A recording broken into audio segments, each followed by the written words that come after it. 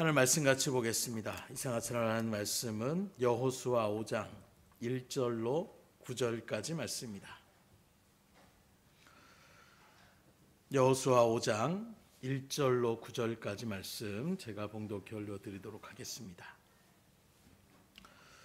요단 서쪽의 아모리 사람의 모든 왕들과 해변의 가나안 사람의 모든 왕들이 여호와께서 요단물을 이스라엘 자손들 앞에서 말리시고 우리를 건너게 하였음을 듣고 마음이 녹았고 이스라엘 자손들 때문에 정신을 잃었더라.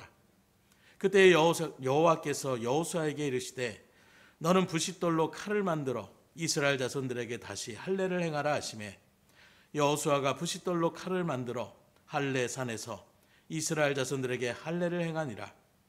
여호수아가 할례를 시행한 까닭은 이것이니 애굽에서 나온 모든 백성 중 남자 곧 모든 군사는 애굽에서 나온 후 광야길에서 죽었는데 그 나온 백성은 다 할례를 받았으나 다만 애굽에서 나온 후 광야길에서 난 자는 할례를 받지 못하였음이라. 이스라엘 자손들이 여호와의 음성을 청종하지 아니하므로 여호와께서 그들에게 대하여 맹세하사 그들의 조상들에게 맹세하여 우리에게 주리라고 하신 땅 곧 젖과 꿀이 흐르는 땅을 그들이 보지 못하게 하리라 하시매 애굽에서 나온 족속 곧 군사들이 다 멸절하기까지 40년 동안을 광야에서 헤매었더니 그들의 대를 잇게 하시니 자손에게 여호수아가 할례를 행하였으니 길에서는 그들에게 할례를 행하지 못하였으므로 할례 없는 자가 되었음이었더라. 또 그 모든 백성에게 할례 행하기를 마침에 백성이 진중 각 처소에 머물며 낫기를 기다릴 때에 여호와께서 여호수아에게 이르시되 내가 오늘 애굽의 수치를 너희에게 떠나가게 하셨다 하였으므로 그곳 이름을 오늘까지 길갈이라 하느니라. 아멘.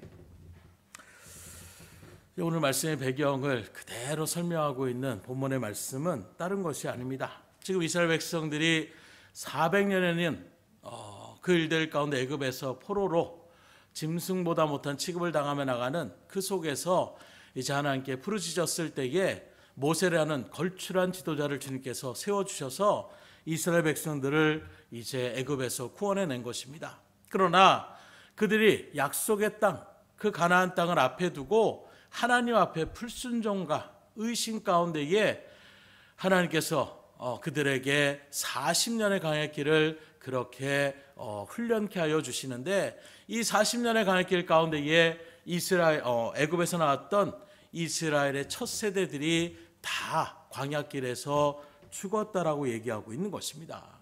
이후에 이제 출애굽의 2세대라고 할 수 있는 그 사람들을 데리고 모세의 뒤를 이은 여호수아가 이제 약속의 땅 가나안 땅으로 그 믿음의 발걸음을 옮겨 나가는데 그 일들 가운데에 요단강을 건너게 되는 은혜의 역사를 하나님께서 허락하여 주시는 거예요.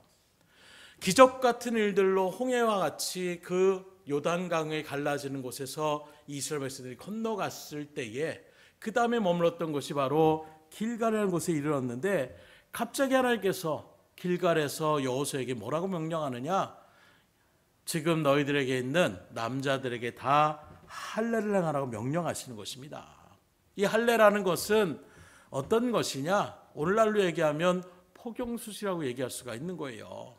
그런 일들 가운데서 이스라엘 백성들이 이것을 오랫동안 표징으로서 다른 것이 아니라 지금도 이스라엘 백성들은 마찬가지입니다. 태어나면 난지 8일 만에 그렇게 할례를 하게 되는데 그 할례를 통하여 어떻게 하느냐? 나는 하나님의 백성이다라는 그 표징이 바로 할례 의식이었어요. 그래서 이것을 아브라함 때로부터 시작해서 400년이 넘는 기간 가운데서 우리는 하나님의 택한 백성이다라는 그 표징의 일들을 대대로 그렇게 쭉 내려온 것입니다.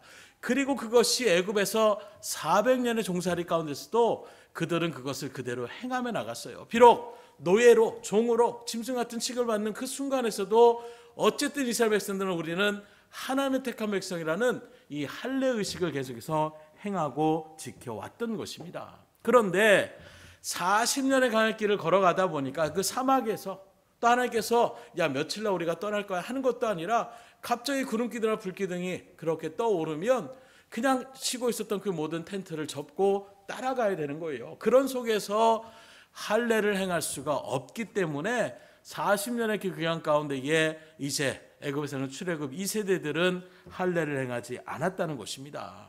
그런 사람들을 이제 가나안 입성을 앞두고 하나님께서 뭐라고 하느냐? 먼저 할례를 행하라, 이렇게 명령을 하시는 거예요.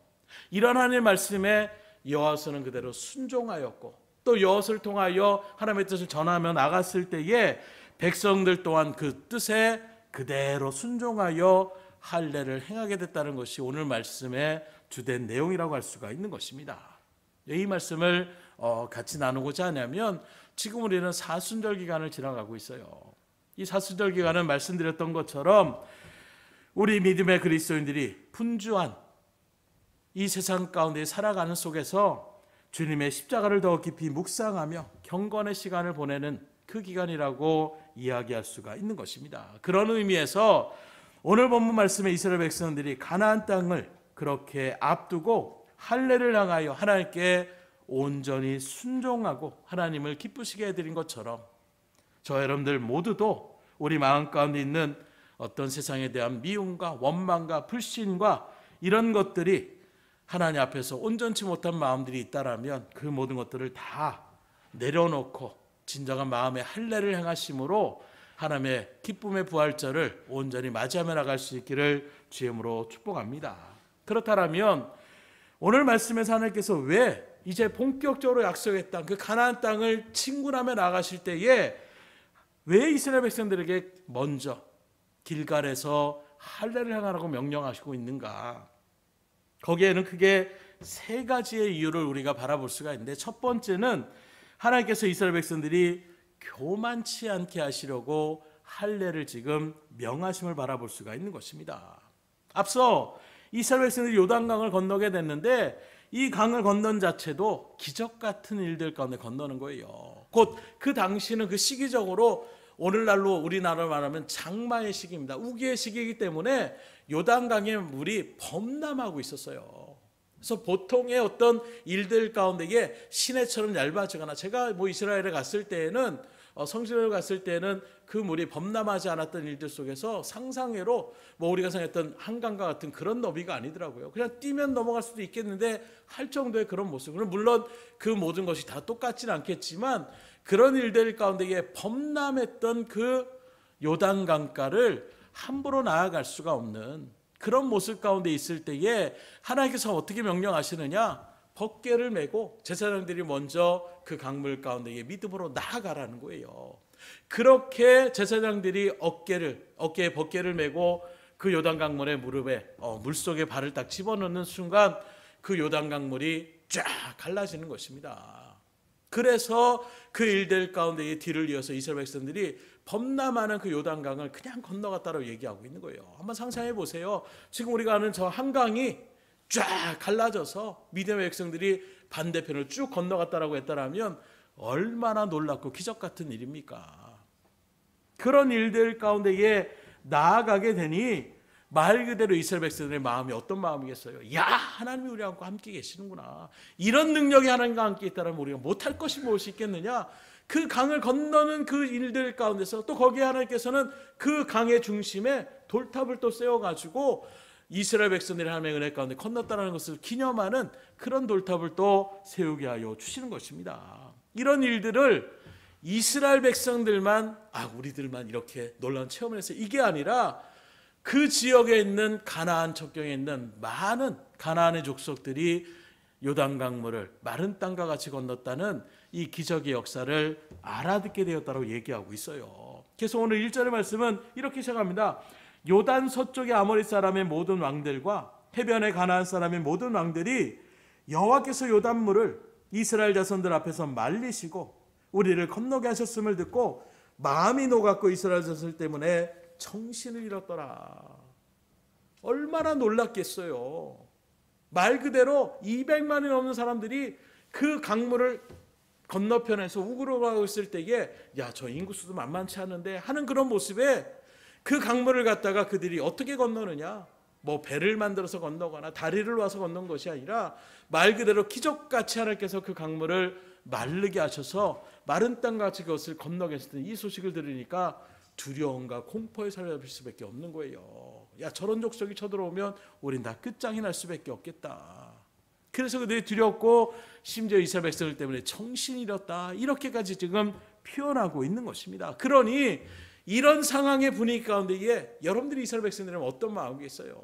뭐 앞에 탄탄대로다, 우리의 일들 가운데 못할 것이 무엇이 있겠느냐, 이런 하나님이 있다라면 뭐든지 할 수 있겠다, 말 그대로 기적과 이적을 체험했을 때 우리의 마음은 들뜰 수밖에 없는 거예요. 더군다나 말씀처럼 주변 나라들에게 이것이 들려졌을 때 그들이 충격을 받았다는 이 소식을 듣게 되는 이스라엘 백성들의 모습이 어떻겠습니까? 야, 저것도 그냥 오합지졸이다, 치면 다 끝장난다, 이런 마음의 교만이 생길 수밖에 없는 그런 상황이었다라는 거예요. 그러니 이 교만이라는 것이 무엇을 얘기하고 있습니까? 교만은 하나님보다 높아지고자 하는 마음, 하나님을 생각하지 않는 마음, 하나님보다 앞서는 마음이 교만이에요. 뭐 고개를 갖다 팍팍하시고, 이게 교만이 아니라 성경의 말씀을 통해서 우리에게 이야기하는 성경적인 언어의 교만은 하나님보다 높아지려는 마음, 하나님을 생각하지 않고 내 생각대로 나가는 마음, 하나님을 앞세우지 않고 내 맘대로 나가는 마음이 바로 교만이라고 얘기하고 있는 것입니다. 사람은 늘 우리가 하나님을 의지하고 의뢰하라는 말씀이 바로 그거예요. 교만하지 말라라는 것입니다. 아니, 하나님이 이 정도 내가 경험했으니까, 이 정도 내가 충분히 할 수 있으니까 하나님 계세요, 내가 충분히 할 수 있습니다, 이렇게 하는 것 자체가 바로 교만임을 분명히 여러분들의 심령 가운데 새길 수 있기를 주님으로 축원합니다. 그래서 지금 이런 상황 가운데 있으니까 이스라엘 백성들의 마음이 어떻겠어요? 굳이 하나님을 찾지 않아도 이런 상태라면 그냥 들어가면 애들은 다, 가나안 족속들은 다 길을 열어줄 수밖에 없다, 이런 마음이 생길 수밖에 없는 것입니다. 실제로 이후에 가나안의 첫 성에는 여리고성, 그 견고한 성을 하나님께서 기적같이 무너뜨리고 난 다음에 그 다음에 이스라엘 백성들이 어떻게 나가느냐, 다음에 말했던 아이라는 성, 이름 자체도 작은 성이라는 의미예요.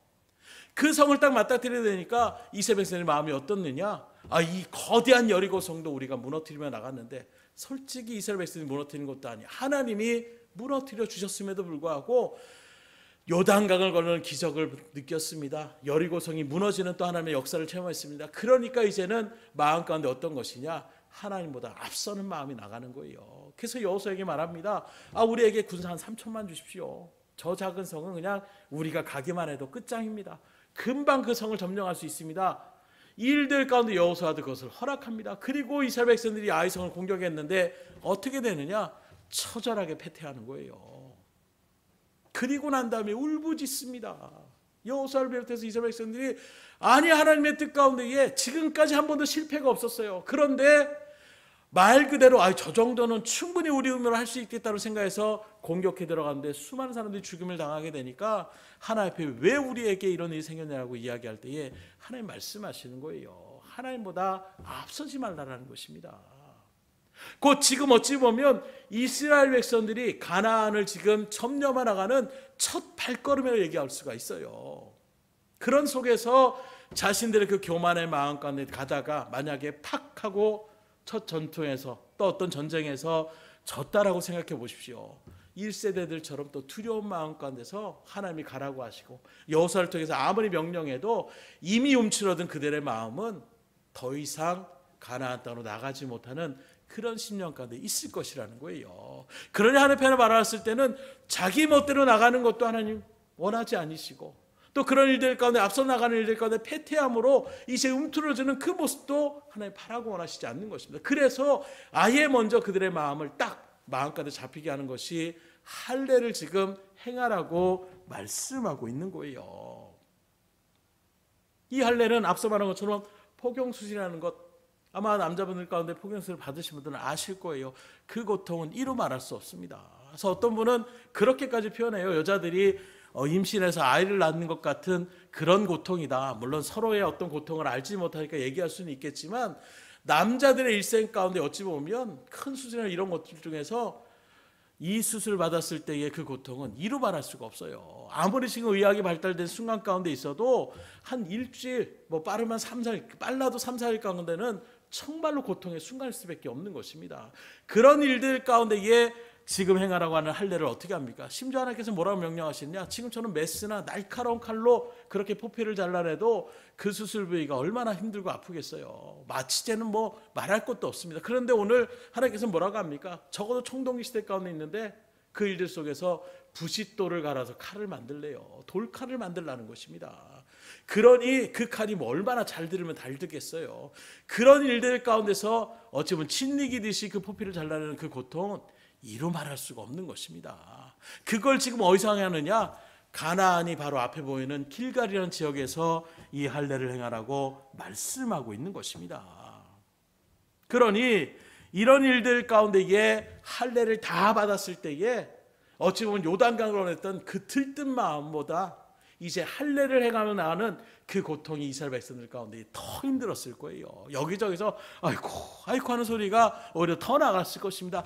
요단강을 건널 때마다 이야 하며 나갔던 그들의 마음, 이제는 고통 가운데 있은 그들에게 이미 요단강의 그 기적은 그들의 기억 저편으로 날아갔을 거예요. 끙끙거리며 알 수밖에 없는 그 기간 가운데에 하나님께서는 오히려 이스라엘 백성들이 언제나 승리의 기쁨으로 살아가는 것이 아니라 아픔을 통하여 살아가는 길이, 그 길 가운데에, 그 고통 가운데에 하나님의 섭리를 깨닫고 하나님보다 결코 앞서지 않고 낮아진 심령으로 겸손의 자세로 하나님의 뜻 가운데 나아가는 순종의 삶을 살아가기를 바라고 원하셔서 이 할례를 지금 행하게 하여 주신 것입니다. 우리가 지켜지는 우리 교회 절기들도 바라보게 되면 대부분이 어쩌면 기쁨의 절기라고 얘기할 수가 있어요. 부활절은 말 그대로 예수님의 부활을 통하여 우리에게 영원한 영생에 소망에 나갈 수 있는 은혜의 절기, 가장 우리에게 기쁨의 절기라고 할 수 있는 부활절이라고 얘기할 수가 있는 것입니다. 맥주절과 감사절 또한 추수감사절 마찬가지예요. 우리의 소유를 하나님께서 이만큼 책임져 주시고 축복하여 주심을 감사하는 마음으로 축제와 같이 드려지는 또한 절기가 맥주감사절, 추수감사절을 얘기할 수가 있는 것입니다. 성찬절 또한 이 땅에 우리의 구원자로 오신 그 예수님이 우리 가운데 육신의 몸을 입고 오셨던 그 일들을 통하여 우리의 죄를 담당하시고자 하는 주님의 그 놀라운 은혜의 사유이기 때문에 마찬가지로 기쁘고 즐거움의 절기라고 얘기할 수가 있는 것입니다. 그런데 이러한 기쁨의 절기는 자칫 우리 자신들을 소홀하게, 우리 자신을 감찰함하는 일들 가운데에 소홀히 여길 수가 있는 거예요. 그래서 항상 성탄절의 어떤 절기 가운데서 한때는 성탄절이 기쁨의 절기로 우리가 많이 드렸지만 어느 순간에 세상의 기쁨에 도취되어져 있는 그 성탄절을 통하여 하나님께서 우리에게 주신 은혜가 무엇인지를 마음에 새기고 그 감사함과 그 하나님의 사랑을 우리가 기림의 하나님 앞에 영광을 돌려야 될 그 절기가 크리스마스 이브를 통하여 또 세상의 어떤 일들 가운데 캐롤과 이런 소식에 그저 세상의 어떤 즐거움에 연인들의 즐거운 축제처럼 이렇게 퇴색되어져 버리는 이런 모양들을 우리가 나타날 때가 있더라는 거예요. 그런 의미에서 하나님께서는 부활절을 앞두고 사순절과 고난주간을 통하여 우리 자신의 모습을, 우리의 신앙을 다시금 감찰하고 성찰하게 하여 주시는 거예요. 내 마음대로 내 뜻대로 이 정도 신앙이면 했던 우리의 어떤 교만해진 마음이 있다라면 이런 기간을 통해 철저하게 나를 내려놓고 하나님이 우리를 붙잡고 나가시지 않으면 결코 우리가 나아갈 수 없다라는 겸손의 자세로 그렇게 나아가는 것이 사순절의 의미요 고난주간의 의미라고 이야기할 수가 있는 것입니다. 그런 모습에서 오늘 이 사순절을 통하여 우리 또한 이스라엘 백성처럼 마음의 할례를 행하심으로 더욱더 하나님 앞에서 나를 낮추시고 겸손한 마음으로 주의 뜻한 바 어떤 것이라 주의 말씀이라면 순종하며 나아가겠다라는 분명한 믿음의 고백과 또 여러분들의 결단이 있기를 주님으로 축원합니다. 그렇게 될 때에 영광의 부활의 절기를 우리가 기쁨으로 받아들이며 나갈 수가 있는 거예요. 그렇게 나가지 않을 때 부활절 자체의 어떤 기쁨도 우리에게는 전혀 그게 예수님께서 살아나시 이렇게 나갈 수 있는 것이 정말로 우리가 이 죄악된 세상 가운데서 우리의 어떤 육신의 생각들을 내리고 겸손한 마음으로 주의 뜻을 나타내는 그 속에서 주님의 부활절의 그 영광, 하늘의 소망을 허락해 주시는 그 하나님의 사랑과 은혜를 우리가 정말로 누릴 때에 친절한 감격과 은혜를 누리며 나갈 수가 있는 것입니다. 그러니 원하기는 여러분 가운데 있는 하나님이 기뻐하시지 않는 여러 가지 취약된 마음들이 있다라면 또 하나님 앞에 겸손치 못한 그런 생각들과 그런 발걸음이 있다라면 그 모든 것들을 잘라내버리는 할례 예식, 마음의 할례를 받아서 더욱더 겸손함으로 하나님의 일들 가운데에 믿음의 사람으로 굳건히 설 수 있기를 주임으로 축복합니다. 그래서 겸손케 하시기 위해서 할례를 행하게 하여 주시는 거예요. 들뜬 마음을 내려놓으라는 것입니다. 하나님 모습과 결코 앞서 나가지 말라고 하나님께서 분명하게 알려주시는 거예요. 둘째로 하나님께서 이스라엘 백성들에게 할례를 행할 것은 뭘 얘기하시느냐? 그들의 믿음을 보시기 위하여 할례를 행하라고 명령하시는 것입니다. 그래서 계속해서 말씀드리지만 이 포피를 잘라내며 나가는 이 일들 가운데에 서게 되면 움직일 수가 없어요. 거동을 못합니다. 그 아픈 부위가 달 때마다 어떻게 감당할 수가 없는 거예요. 그런 모습 가운데서 지금 일들을 지탄하는 이 할례를 행하게 하는 장소가 어디냐? 이게 또 중요합니다. 길갈이라는 곳이에요. 왜 길갈이냐? 말씀드린 것처럼 요단강, 강물이 범람하는 그 일들 가운데서 그 강물에 건너기 전에 아마 할례를 행했다라면 어떻게 되겠습니까? 기간을 충분히 다 나올 수 있는 기간을 기다려도 무방할 거예요. 그런데 지금은 어떤 것이냐? 강물을 건넜습니다. 그 마른 곳 가나안 사람들이 그 일들 가운데 이스라엘 백성들을 치러 나왔다고 한다면 이스라엘 백성들 누구도, 특별히 싸움을 해야 되는 남자들은 그들과 어떤 싸움을 벌일 수 있는, 전투를 벌일 수 있는 그런 상황이 아니라는 거예요.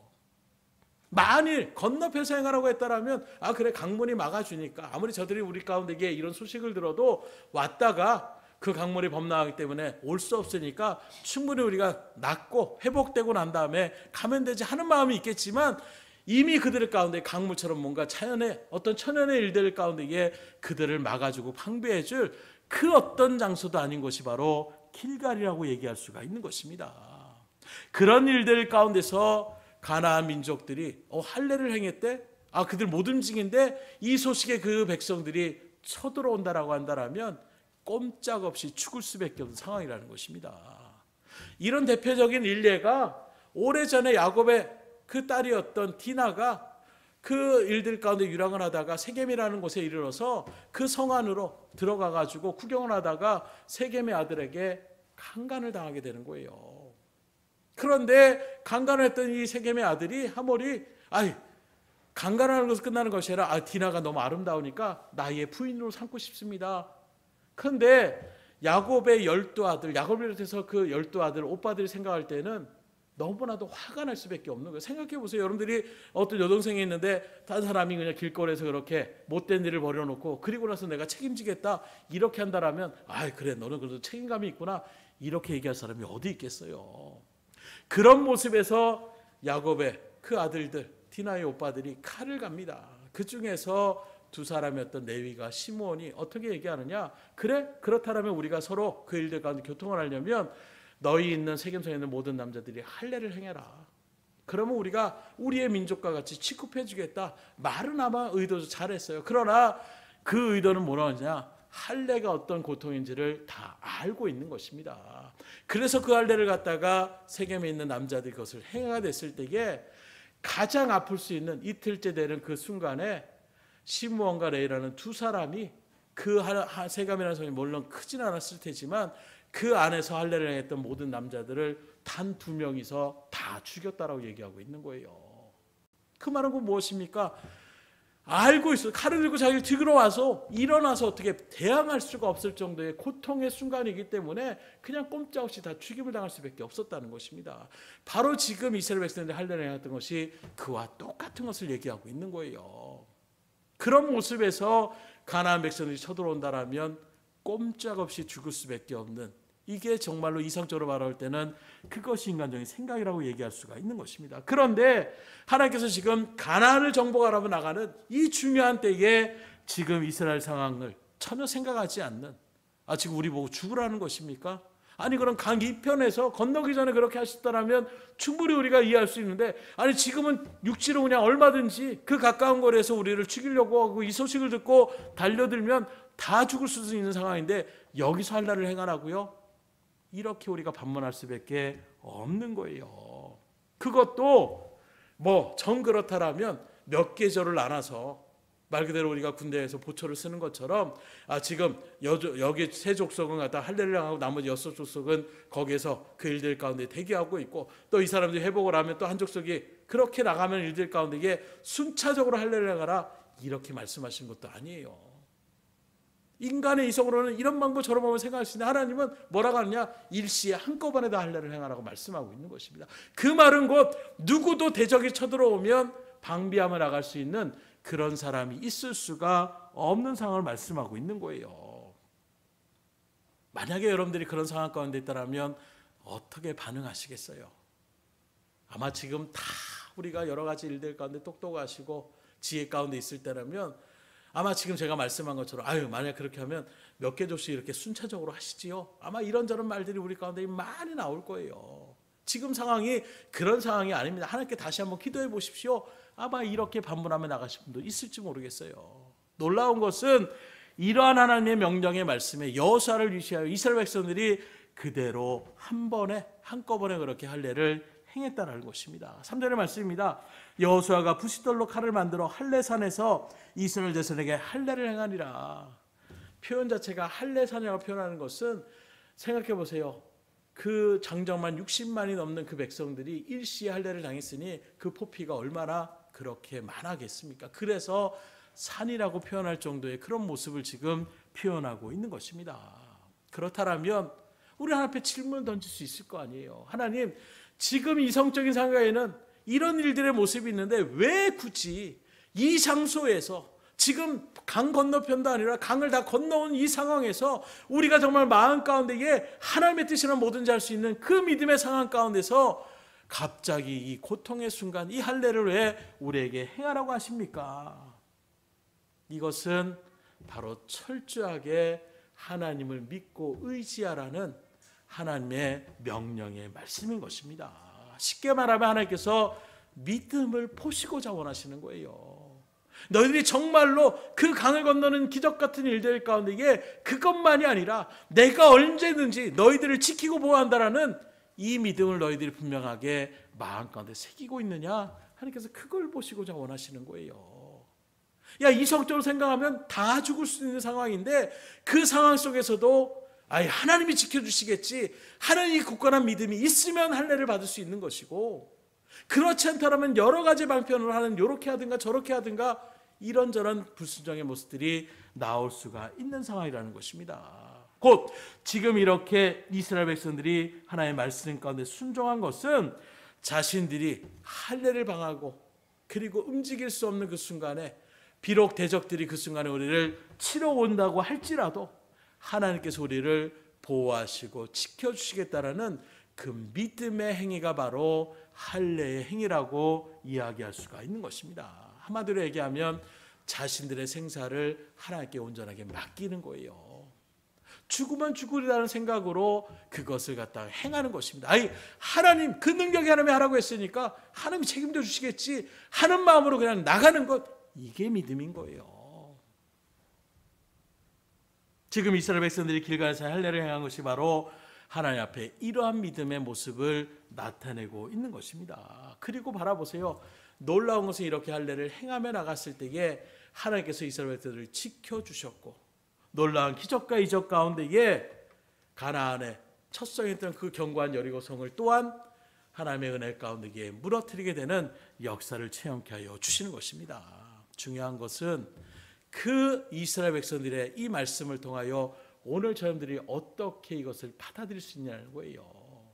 다시 말하면 지금 여러분들이 하나님 앞에서 이스라엘 백성들처럼 모든 것 하나님 앞에 맡기겠습니다, 나의 생사를 갖다가 하나님 앞에 맡기겠습니다, 어떤 어려움과 어떤 불가능한 상황이라고 할지라도 하나님을 의지하며 나의 생사까지도 하나님 앞에 온전하게 맡기겠습니다 하는 믿음의 모습이 여러분들 가운데 분명하게 있냐라는 것입니다.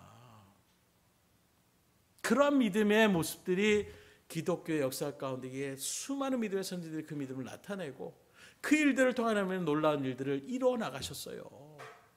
오늘 저놈들에게 동일하게 이렇게 이성적으로 얘기하면 이거 망하는 일인데, 이렇게 하면 나 죽을 수도 있는데, 그럼에도 불구하고 하나님의 명령이라면 그 하나님의 명령에 그대로 순종하며 나갈 수 있는 믿음의 모습이 있냐라는 거예요. 오히려 믿음의 성도된 우리들은 그 일들을 이성적으로 이렇게 저렇게 얘기할 때가 참 많이 있어요. 코로나 일들 가운데서도 얼마나 많은 그런 발걸음들을 우리가 또한 바라볼 수밖에 없었습니다. 오히려 이단과 사이비에 빠진 사람들이 하나님도 아닌 한낱 인간에 불과한 그들의 말에 거기에 속아가지고 모든 것을 다 그렇게 순종하며 나가는 이런 모습들을 바라볼 때에 어떻게 저럴 수가 있을까 하는 마음이 들 정도예요. 우리들의 믿음은 어디까지 주님 앞에 상달되어져 있습니까? 하나님께서 정말로 마지막 때에 믿음을 보냐고 했을 때에 과연 너희들은 나의 말에, 나의 이 말씀에 어느 정도까지 순종하며 나갈 수 있느냐 하나님이 시험하신다라면 여러분들은 그 하나님의 테스트에 정말로 담대하게 그렇게 통과해 나갈 수가 있으시겠습니까? 중요하고 분명한 것은 여러분의 마음가운데 새겨야 될 것은 바로 무엇이냐? 하나님께서 이스라엘 백성들의 이러한 믿음을 인정하시고 철저하게 하나님을 의지하며 나가는 그 믿음의 순종의 일들을 나타내셨을 때에 가나안의 대적들 손에서 그 이스라엘 백성들을 지켜주신 것처럼 오늘 저와 여러분들도 하나님 앞에 분명한 이런 믿음의 자리 가운데 서게 된다라면 여러분들의 가정과 일터와 그 사업장과 나아가 하나님의 나라와 하나님의 이 믿음의 민족, 이 모든 것들까지도 반드시 책임져 주시고 지켜주심을 믿을 수 있기를 주님으로 축원합니다. 그게 믿음이라는 거예요. 정말로 제가 상상했던 그 믿음의 일들 가운데 이게 처절하게 하나님 앞에 나아갔어요. 그 어려웠던 IMF나 이런 시기 가운데서도 나라 민족을 위하여 믿음의 백성들이 먼저 일어서서 하나님 앞에 기도하며 나아갔던, 먼저 솔선수범해서 자신들의 어떤 것들을 먼저 그렇게 나라를 위하여 나아갔던 이런 발걸음들, 그러게 믿지 않았던 사람들도 성도들을 바라볼 때에, 교회를 바라볼 때에 정말로 교회는 정직 같고 성실하고 정말로 저기에 있는 나는 너는 선하다라고 그렇게 지칭받았던 그런 시대가 있었습니다. 그런데 오늘날 그런 말들을 듣기가 참 힘들어진 시대가 되었어요. 세상이 악하기 때문이 아니라 기존에 있었던 우리의 신앙의 자세가 정말 그렇게 순전한, 하나님이 다 책임져 주시지, 하나님께서 맞으면 우리의 모든 것을 맡기면 하나님께서 그 일들을 진행해 주신다라는 분명한 우리의 순전한 믿음의 모습을 찾아보기가 점점 힘들어지지 않았는가. 오히려 하나님 요것은 요렇게, 하나님의 말씀도 내가 요 정도는 요렇게 해석해서 이런 일들 가운데 우리가 말씀 앞에 서는 것보다는 내 생각과 의지를 먼저 나아가는, 하나님보다 군림하며 하나님을 이용하려고 하는 이런 일들의 모습들이 나타나게 되니 세상 사람들에게 어떤 하나님의 영광을 드러낼 수 있고 어떠한 믿음을 나타낼 수 있으며 그들에게 정말로 살아계셔 역사하시는 하나님의 영광을 드러낸 삶 가운데에 우리가 설 수가 있겠습니까? 그러니 바라기는 이스라엘 백성들이 하나님의 말씀에 그대로 순종하며 나아갔던, 할례를 행하라고 한다라면 그 생사까지도 하나님이 반드시 지켜주시고 책임지시겠다라는 분명한 믿음의 자리 가운데에 여러분들 굳건하게 서셔서 온전히 하나님 앞에 그 말씀 앞에 순종하며 나갈 수 있기를 주님으로 축원합니다. 그래서 하나님의 말씀을 듣고 순종하면 그럼 하나님께서 복을 주시는 거예요. 근데 우리는 자꾸 그걸 치우려고 해요. 오히려 변명하려고 합니다. 세상이 그렇습니다. 지금 상황 가운데 그러면 안 됩니다. 하나님 요거는 좀 참아주시고 그런 일들 가운데 이렇게 해주시면 내가 믿음의 자리 가운데서 하나님 앞에 이렇게 충성하겠습니다. 오히려 하나님 앞에 우리는 조건을 자꾸 걸려고 해요. 하나님 우리에게 조건을 분명하게 거십니다. 이렇게 행하면 그 다음에 내가 복을 주겠다. 그래서 제가 늘 여러분들에게 말씀하는 것처럼 축복받을 자리 가운데 앉아있으면 복은 당연히 오게 되는데 자꾸 저주받을 자리에 내가 머리를 들면서 하나님 복 주세요, 이런 기이한 일들을 나타내면서 그러면서 하나님 왜 복을 안 주냐고 우리가 반응하고 있다라면 어떻게 되겠습니까? 하나님의 말씀에 은혜 가운데에 충만한 복을 누리기 원한다라면 축복의 말씀 그대로 지켜 행하면서 나갈 수 있기를 주님으로 축원합니다. 그럴 때에 복을 주시는 거예요. 우리가 아이들을 할 때도 마찬가지잖아요. 너 이렇게 행하면 아빠가 뭐 해줄게 얘기를 했는데 정반대 일을 하는데 아빠가 그래 내가 너 사랑하니까 그냥 해줄게 이렇게 얘기하면 어떻게 되겠습니까? 물론 그렇게 해줄 수도 있지만 정말 교육적인 차원 가운데 바라보게 되면 결코 그렇게 안 할 수밖에 없는 거예요. 왜요? 그렇게 하면 오히려 점점 더 잘못된 길로 나아갈 것이 뻔한데 그 사랑하는 자녀를 위해서 어떻게 부모가 그것을 내버려 둘 수가 있겠습니까? 마지막으로 하나님께서 이스라엘 백성들에게 할례를 행하시게 하신 이유가 바로 무엇이냐? 자유자의 축복을 주시기 위함임을 우리에게 증거하고 있습니다. 곧 이스라엘 백성들이 할례를 행하고 그 상처가 아물기를 기다릴 때에 하나님께서 여호수아에게 이렇게 축복하시는 거예요. 오늘 본문 8절로 9절의 말씀입니다. 또 그 모든 백성에게 할례 행하기를 마침에 백성이 진중 각 처소에 머물며 낫기를 기다릴 때에 여호와께서 여호수아에게 이르시되 내가 오늘 애굽의 수치를 너희에게서 떠나가게 하셨다 하였으므로 그곳 이름을 오늘까지 길갈이라 하느니라. 곧 이 말씀 가운데 바라보게 되면 한마디로 하나님께서 뭐라고 얘기하시느냐, 뭐라고 축복하시느냐, 이제 애굽의 수치를 너희에게서 굴러가게 하셨다, 진정한 자유자가 되게 하셨다라고 하나님께서 선포하시는 거예요. 왜냐하면 이 애굽의 굴레는 바로 무엇이냐, 400년 동안 지금 종살을 했던 그 이스라엘 역사를 이야기하고 있는 것입니다. 다른 민족이 할 때 저 애굽에서 종살을 했던 놈들, 이런 이야기를 들을 수밖에 없는 그 백성들의 모습이라는 거예요. 그 세상의 죄악 가운데 여전히 머물러 있던 사람들, 이렇게 이야기하고만 지쳐있던 그들에게 이제 진정한 자유자라는 것입니다. 이제는 애굽에 종살했던 것이 아니라 능력과 전능하신 하나님의 선택하신 민족임을 하나님께서 지금 선포케 하여 주시는 것입니다. 그래서 우리가 아는 것처럼 애굽에 있을 때 이스라엘 백성들은 말 그대로 짐승 같은 취급을 당했어요. 채찍질 당하고 또 그 일들 가운데서 죽임을 당해도 뭐라고 하지 못하는 그런 고통 가운데 있는 것입니다. 그런 모습에서 너무 힘들고 지쳐서 심지어 어떻게 합니까? 더 나아가서 이 백성들이 점점 불어나니까 이러면 안 되겠다. 그래서 히브리 사람들이 만약에 잉태를 해서 아이를 낳을 때에 여자아이면 그냥 내버려 두고 남자아이는 어떻게 하느냐, 바로 나일강가 하수에 가서 던져서 아이를 죽이게 되는, 오늘날로 이런 일이 나타났다면 이건 해외 토픽감이라고 얘기할 수밖에 없는 거예요.